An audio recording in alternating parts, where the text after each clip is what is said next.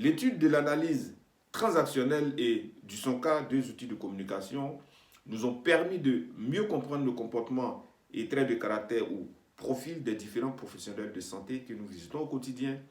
Ainsi, dans le métier de délégué médical, nous adoptons en fonction de chaque profil et comportement une technique ou méthode commerciale, une communication qu'elle soit verbale ou non verbale dans nos différentes présentations et négociations pour aboutir à une vente.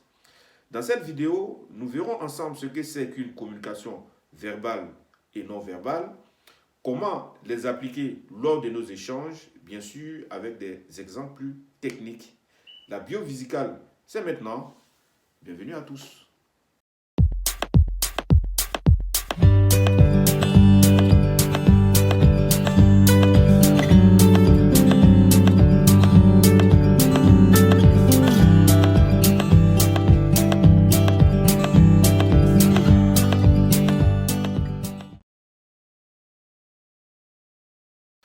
La communication verbale comprend ce que l'on dit oralement, mais aussi ce que l'on écrit, à la différence que les paroles s'envolent, les écrits restent. Ici, nous verrons ensemble 5 différentes communications verbales, à commencer par le monologue. Le monologue, c'est le discours d'une seule personne qui parle, les autres se taisent et écoutent. Dans le monologue, il y a un rapport de force. Un professeur, par exemple, qui donne un cours, a le pouvoir. C'est lui seul qui décide du contenu du discours. Ses élèves écoutent, subissent quel que soit le thème abordé. En tant que délégué médical, vous utilisez le monologue lors de vos réunions professionnelles que vous organisez, des EPU, enseignement post-universitaire, le lancement d'un produit ou encore lors d'une information de pharmacovigilance. Le monologue permet donc de donner des informations précises. En deux, nous avons le dialogue qui est un échange verbal ou écrit entre au moins deux personnes.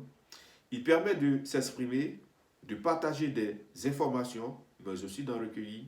C'est un échange qui peut être sympathique. Bonjour docteur, comment allez-vous?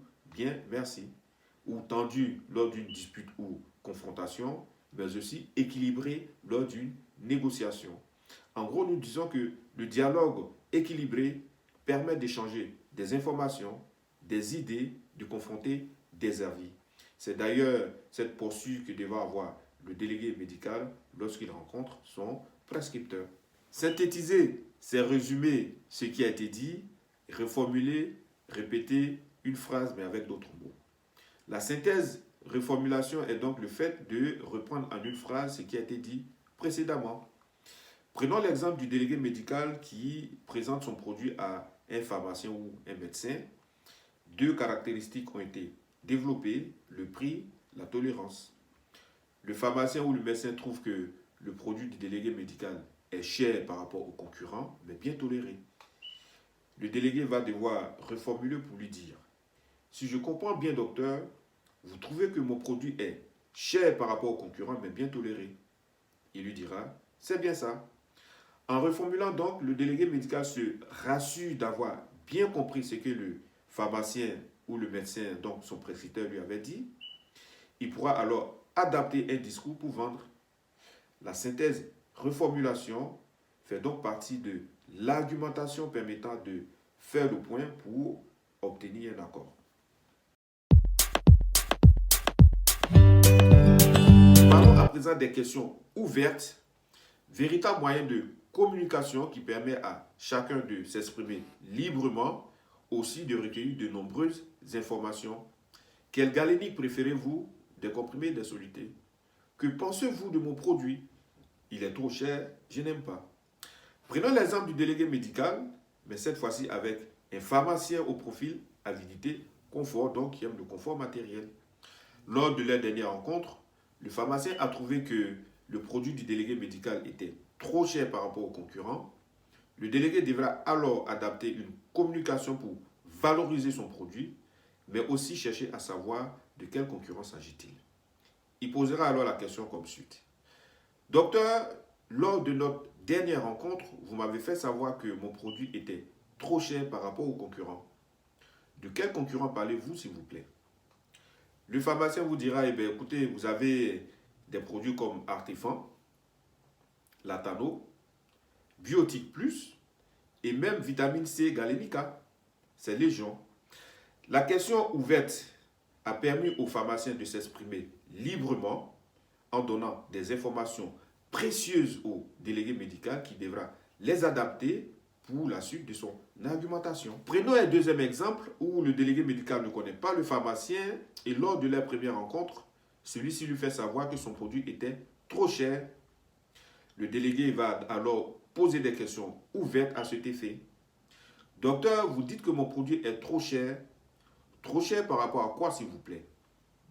Le pharmacien va lui dire, écoutez, monsieur Goblet-Zignon, votre produit est trop cher pour ma pharmacie. Je n'ai pas assez de marge. Alors, quand on remarque les deux exemples, la réponse du pharmacien est la même, sauf que le mot trop cher a une définition différente. Dans le premier exemple, le produit du délégué médical est trop cher par rapport au concurrent. Dans le second, il est trop cher par rapport au fait que le pharmacien n'a pas assez de marge.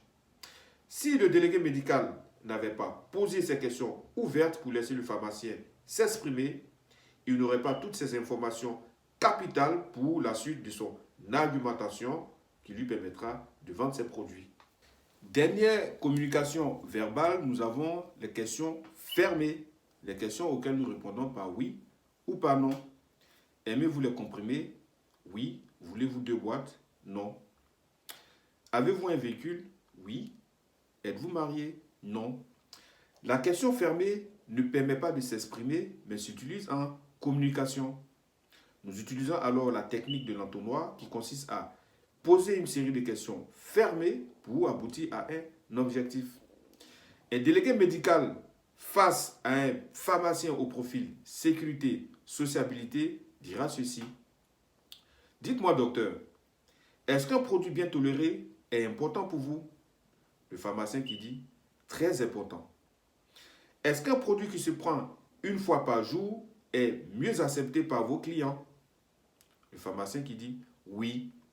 Alors, docteur, si je vous donne une fiche conseil pour vos clients sur l'utilisation de mon produit, les utiliserez-vous? Bien évidemment, Goblet-Zignon. Alors, tenez-vous bien. Aujourd'hui, avec mon produit, vous avez tous ces avantages. Combien de boîtes voudrez-vous? Le pharmacien va lui dire, écoutez, si vous avez tous ces avantages, je vous en prends 20. Alors, l'analyse que nous faisons est que le délégué médical connaît très bien le profil du pharmacien. Il lui parle de ses clients et de la tolérance de son produit. Il pose une série de questions auxquelles le pharmacien répond par oui, lui fait la proposition de lui donner des fiches conseils, l'amène tout doucement vers la vente en lui proposant de prendre quelques boîtes. Le pharmacien ne refuse pas vu l'avantage que propose le produit du délégué médical. En ce moment, le délégué médical sort gagnant parce que tout simplement, il aura vendu.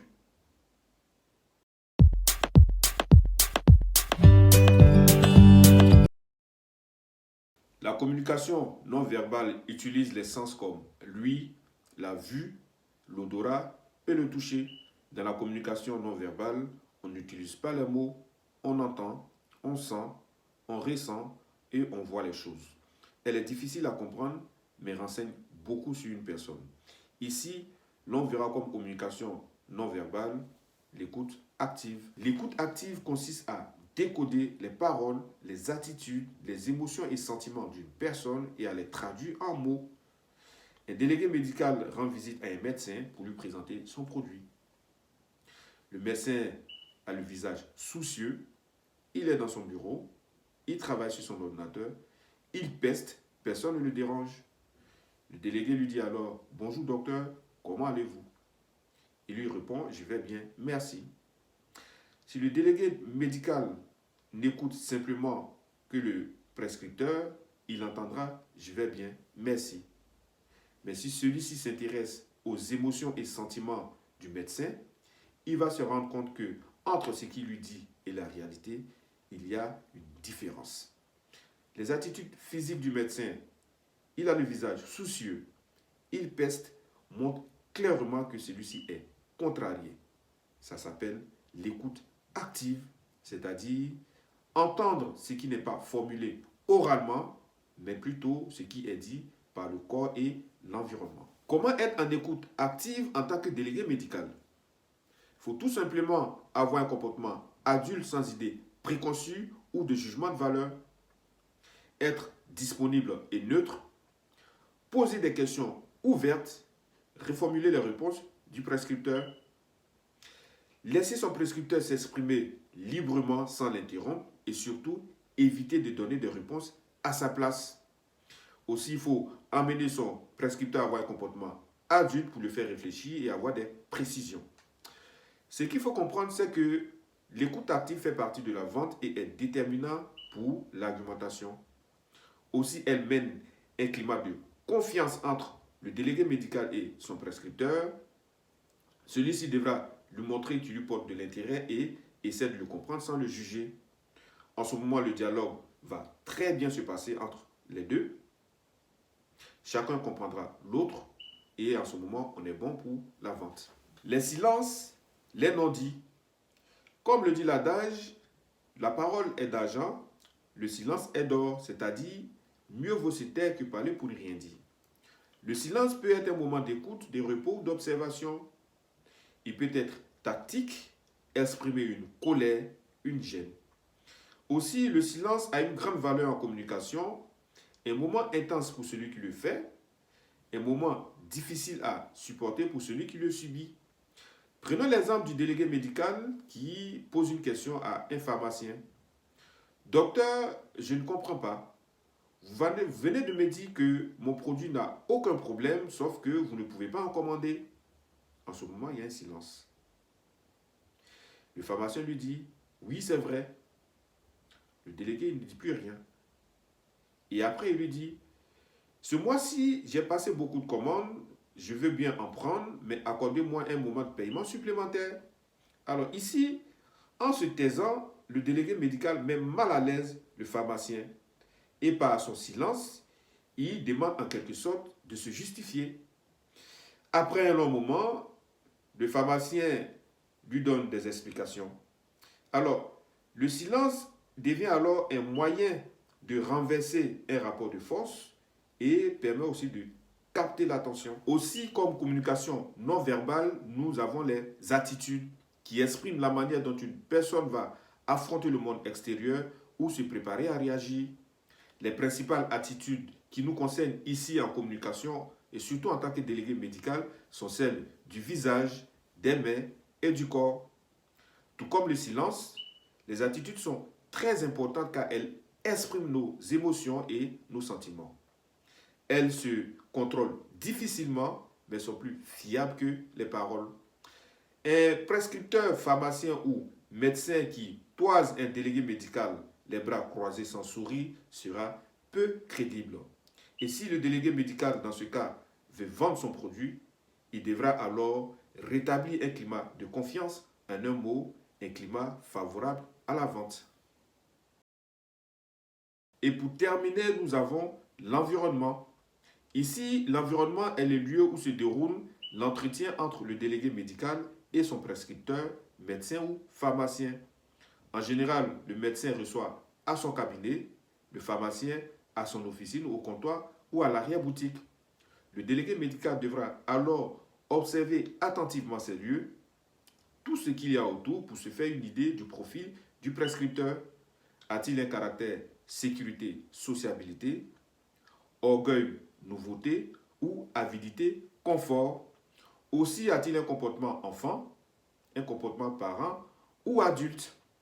Pour conclure l'entretien sur ce chapitre, nous disons que la communication verbale et la communication non verbale est la base de l'argumentaire qui aboutit toujours à une vente.